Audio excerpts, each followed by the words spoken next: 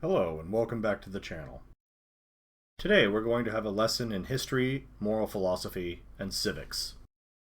Our lesson today is on the nature of authority and legitimacy.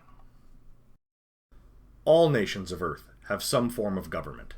If we look at history, we had basic forms of governance even before the very concept of the nation-state had ever been envisioned. In the extended family structures of early tribal groups, there were patterns of governance that were held for generations. And as time progressed, and the family groups became tribes, and then clans, and finally small kingdoms, these structures of governance were largely similar. In the Western world and throughout most of the world in general, this was that the oldest male would typically set the rules and resolve disputes within the family, tribe, and clan. Without getting into the conversation of it being morally correct by modern standards, we can state that this form of hierarchical structure works for the needs of the time and its people. We know it worked because we're actually all descendants of groups that adopted this or other similar strategies. So how then did these ancient people justify living under such a form of seemingly unfair governance? That's actually a fairly easy question to answer. The male of our species is typically larger, stronger, and more physically aggressive than the female of our species. Moreover, this is an era of human history where the very concept of rights had yet to be invented, and so if you could physically enforce your will upon another, they couldn't really object. Might made right, and typically males had the physical might to enforce their will. So if might made right, that would explain male rulers. But why then defer to the oldest of them? Surely younger males would be more physically fit. And that might be true. However, in an era in which most people died early in life, it makes sense to defer to the oldest members of the tribe. After all, they've been alive the longest and therefore have the most experience to draw from. This life experience is extremely valuable when not knowing which food is safe to consume is a potentially fatal error for the entire group. Thus, over time, this valuable experience became just as important as being able to enforce one's will upon others. As these groupings of people got larger over time, we began to run into the problem of Dunbar's number. Thus, the tribal and clan chieftains began to delegate to other males the responsibility to do violence on behalf of their chieftains. This makes logical sense, because how can one person, especially the eldest one, honestly be expected to travel to multiple villages to physically intimidate those that might be causing trouble in the community? This is the point in history where we begin to see autocratic monarchies begin to form. Because we now have a form of government we can easily recognize, we can begin to analyze it. Autocratic monarchies are quite obviously a form of non-democratic government. They rule through strength, fear, and typically mutual obligation. The upper strata of society will band together to control the rest of the population. This group of powerful individuals is deeply entwined with one another, forming deep bonds of obligation. Because this small group of social elites has banded together, they have the ability to concentrate their power against other segments of the population. This concentration power allows them to impose their collective will against the, quote, troublesome portions of their population, those that might attempt to resist their efforts at control. By the ethical standards of the time in which these modes of governance were created and commonly instituted, this style of government would be considered entirely legitimate. Under our modern conceptions, none of these governments are legitimate. Legitimacy of authority at the time was nothing more than he who can maintain control is the legitimate authority. This is an extension of the idea that might makes right. Those in power have a monopoly on force, and that force is what they are able to derive their assumed authority from. Over time, civilization advanced. But it wasn't until comparatively recently that we in the West began to consider what is called the inherent rights of men. This concept flows from the ideas of private ownership of oneself, and it is from this idea that much of the political ideas of the modern West originates. The idea of self-ownership allowed the Western world to go back to the Greek and Roman ideas of democracy and republics. These systems continue with the idea that the governing body of a society should have the monopoly on the use of force, but instead of that authority being controlled by a handful of elites, that authority is invested in the bodies elected from and by the public at large. It is this system of governments that most of the Western world operates under. And so we have to ask, ultimately, what gives any government its authority? The authority of all governments comes from its monopoly on force. We may disguise it under layers upon layers of complexity and obfuscate the truth with flowery language, but the simple fact of the matter is that governmental authority comes from its monopoly on force. Legitimacy of any government comes from how a government receives its authority. If that authority does not come from the consent of the governed, we would not consider that government legitimate. During earlier ages, the consent of the governed was not a concern. We in the West no longer believe that any form of government without some form of consent from the population is considered legitimate. Ultimately, government is one of the primary means of controlling violence within a civil society. It is an unfortunate fact of history that violent force has been the resolving factor in most issues in human history. The tired and old belief that violence never solves anything is both wishful thinking and dangerously naive. Whether we like it or not, violence is an integral part of what it means to be a human. We learn this lesson early in our lives.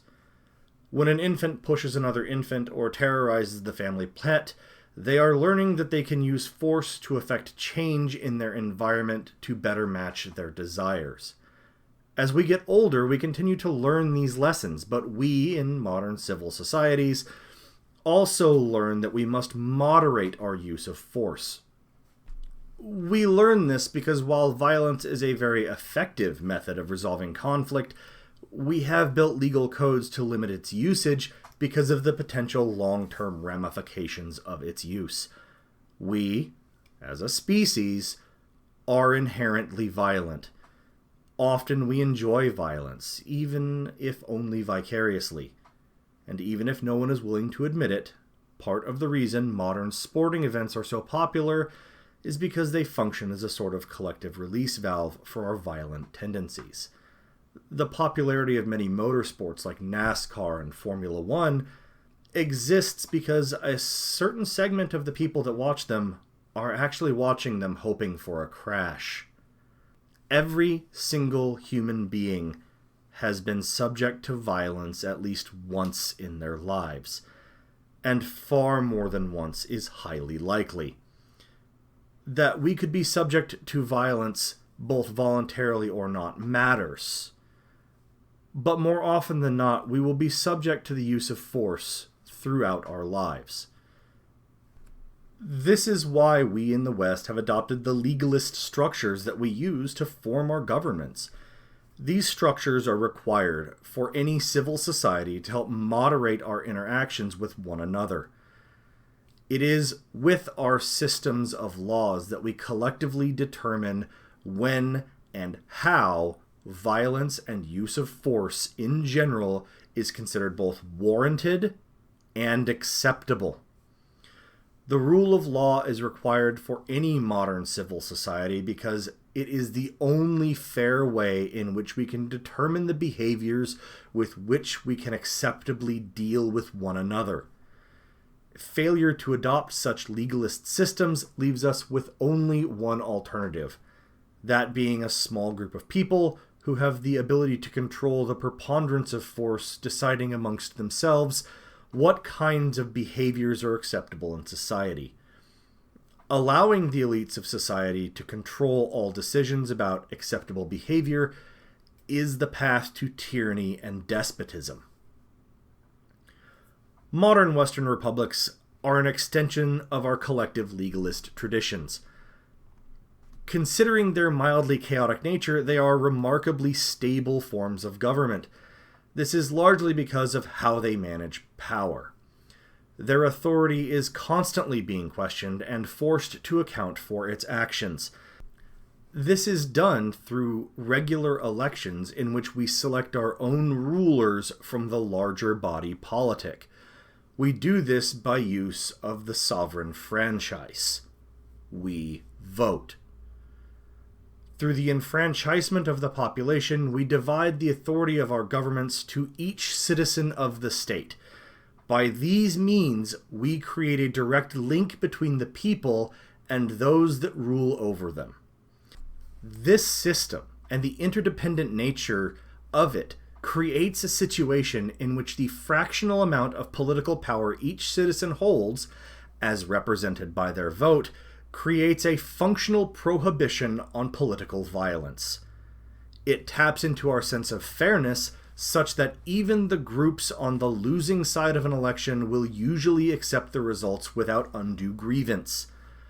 Under this system, no one can justify initiating violence because of their lack of power. When the final adjudication of political force is made, we are ultimately just citizens, a single person with but a single vote. This is by far the single fairest solution that leaves us with the only option to speak to one another, to settle our disputes, and come to a consensus in a manner that civilized people should. Your vote is political force, and force is violence, the supreme authority from which all other authority is derived. This is why we give our governments a monopoly on force, so that it has the authority to act as directed by its citizens. Whether we like it or not, force is the final arbitrator in any conflict. If there were any other measures beyond use of force, we would naturally have to give our governments a monopoly on that as well, just to keep ourselves from using it against one another arbitrarily. We use our democratic systems to select the members of our government and entrust them with the obligation to impose our rule of law, decide upon how to regulate our societies, and how to deal with other foreign powers. Because these necessary functions are a requirement for civil society, they must be held to account by the body politic, which they are in Western democratic systems. Protecting the rights of the citizens of a nation from foreign or domestic sources of infringement is the first and most important function of any government. This is important for the proper functioning of our societies. This system of government means that all disputes among the population can be handled through legal means, and no person can be the arbiter of their own grievance against another. This dispersal of authority is why we consider democratic forms of government legitimate. Because these forms of government split the overall authority wielded by the state across its citizenry, it governs with the consent of the governed.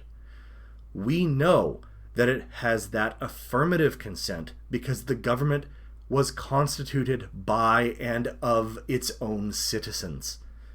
Therefore, by our own modern conceptions, the only legitimate form of government is one created within the framework of our democratic traditions. It then follows that any form of governance that lacks the informed, continuous, and affirmative consent of the citizens of a nation would necessarily be considered illegitimate by default. In the West, this is how we judge ourselves and other nations. For good or ill, it has also become the de facto standard across much of the world. And many non-democratic governments will do their very best to feign a democratic system. Do not be fooled. To be legitimate, they must be regularly held to account by the body politic within their own nations. We live in an age where a large number of nations, including many Western nations, can no longer be honestly considered legitimate. This has come about because of the continued concentration of power and the corruption that it brings with it. No one person should be able to maintain an elected political office for more than a few years, because by allowing such things to happen, we have allowed the rot to set in. Many Western nations are simply going through the motions of being democratic, while a small group of cultural elites actually control the course of their nations. We live in oligarchies, not republics and not democracies.